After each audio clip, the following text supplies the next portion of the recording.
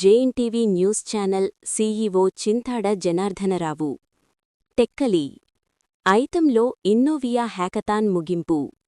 టెక్కలి సమీపంలోని ఐతం ఇంజనీరింగ్ కళాశాల ఈసీఈ విభాగం ఆధ్వర్యంలో నిర్వహించిన 24 గంటల ఇన్నోవియా హ్యాకథాన్ కార్యక్రమం ముగిసినట్లు కళాశాల డైరెక్టర్ ప్రొఫెసర్ వివి నాగేశ్వరరావు తెలిపారు. ఈ సందర్భంగా ఆయన మాట్లాడుతూ, కళాశాల వివిధ విభాగాలకు చెందిన 23 జట్లలో మొత్తం 127 మంది విద్యార్థులు పాల్గొని తమ ప్రతిభను చాటుకున్నారని పేర్కొన్నారు.